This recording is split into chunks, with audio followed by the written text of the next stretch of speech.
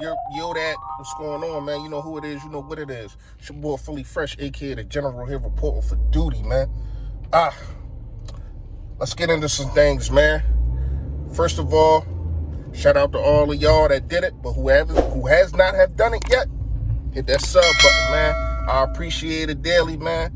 I want to thank you in advance if you did it. And here we go.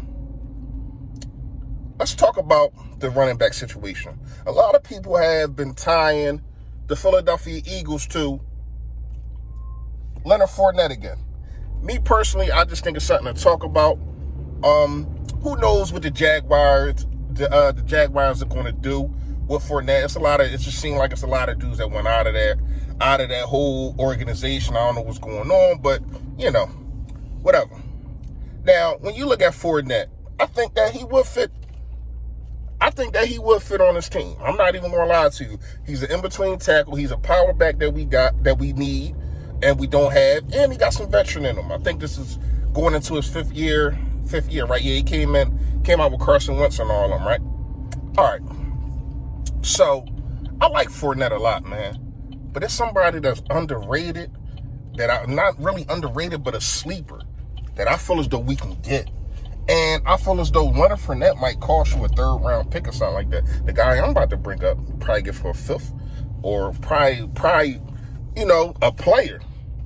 Probably a Russell Douglas or something like that. Royce Freeman. When I say I like this kid a lot, I like this kid a lot.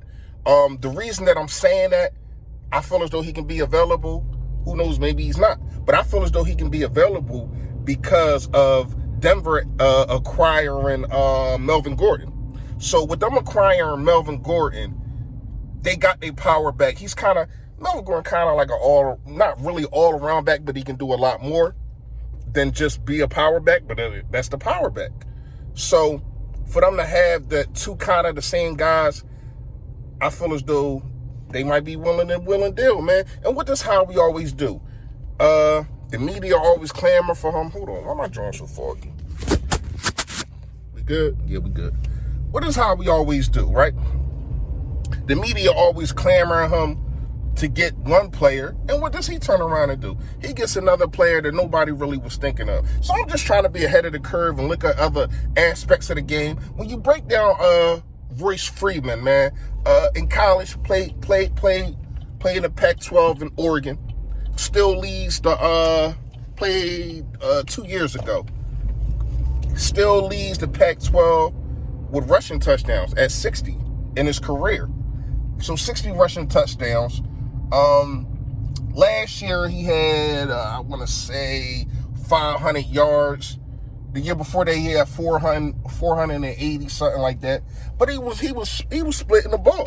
You know what I mean? But that's what we need. We need somebody that's going to give you 500 power yards. He was averaging 3.9, really 4.0 yards a carry. That's pretty good. That's something that we need. You know what I mean? We also need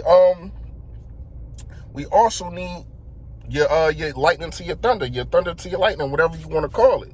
So I feel as though this guy would be the perfect acquisition. Now, we want to talk about he's not a veteran. This is only his third year. So Corey Clement will be the old head in the room, obviously.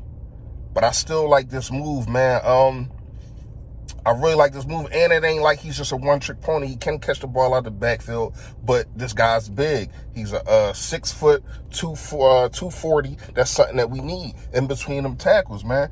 I don't want Shady. Don't want to hear nothing else about Shady. If you bring Shady back, it's only one of them 10-day type things so he can retire. Shady is not the back that we need. I understand we need veteran presence. That's cool. But we also need somebody that's going to get in between and get them 3rd and 1s and 4th and 1s. And I feel as though Royce Freeman is that guy. Let me know what y'all think in the comments, man.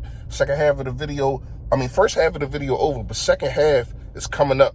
And it's coming up, man.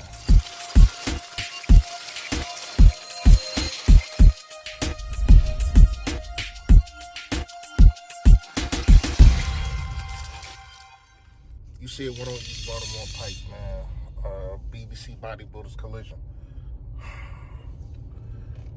Second half of this video, man, I was in a turmoil with myself. I was going back and forth with myself. basically saying, should I engage or should I indulge in this situation that's going on? And the more and more that I thought about it, the more I said, hell yeah. As long as I have a platform, I understand it's only one. I'm not going to say only. That's a lot to me. It's 700 people that have subscribed. I'm not really sure how many that watch. You know what I mean? But once again, I appreciate all of y'all. But this second half of the video is about black people. Us as black people, man, stay on your toes. We are being hunted and we are being killed. These are just facts, man. The George Floyd situation, I know I'm a little late talking about it, but like I said, I've been going back and forth thinking about this. And the more I thought about it, man, the more it pisses me off. We're being targeted, we're being hunted, we're being killed. This man was killed by a cop that just act like he didn't even care that the guy could breathe. If anybody has seen a video, I'm pretty sure that you did, man, it went viral.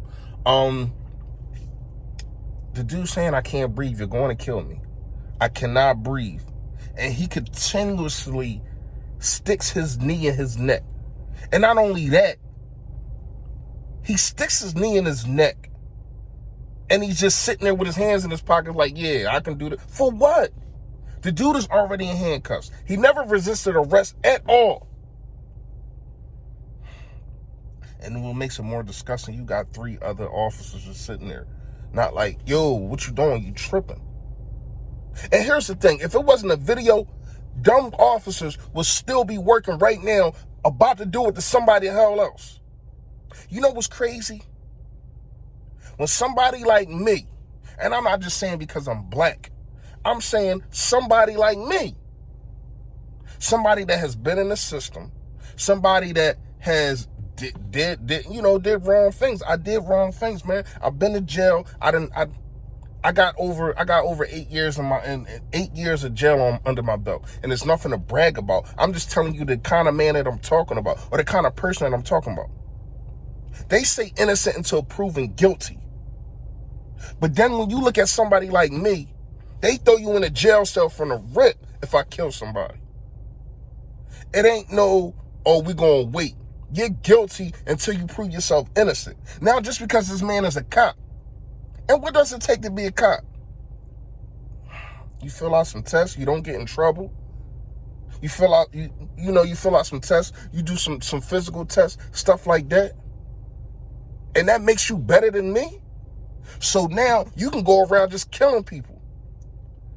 And even though the video came out and you can clearly see that he killed this man, he wasn't resisting, he wasn't doing none of that. You can literally see that he killed this man. You know what he gets? He gets fired. Leave of absence, whatever you want to call it. And it ain't just him. It's the other 4 officers too, man. It's disgusting. It's disgusting, man. And then you got the other guy, I can't remember his name, man. Rest in peace to him also. Rest in peace to George Floyd. Rest in peace to the other kid that was running down the street, and you had 2 white men just kill this man. See, here's the thing. I understand I'm a Eagle/Philadelphia sports content creator. But as long as I got a voice and I got this platform, I'm going to give it to y'all raw. I'm going to give it to y'all real. This is how I am. Now, like I keep saying, I was at a crossroad with myself thinking, should I even put this video out? Should I even talk to y'all? But I got to talk to y'all, man, because it's time for us to be safe. And here's another thing. Because black people, we want to play the victim, which we have been.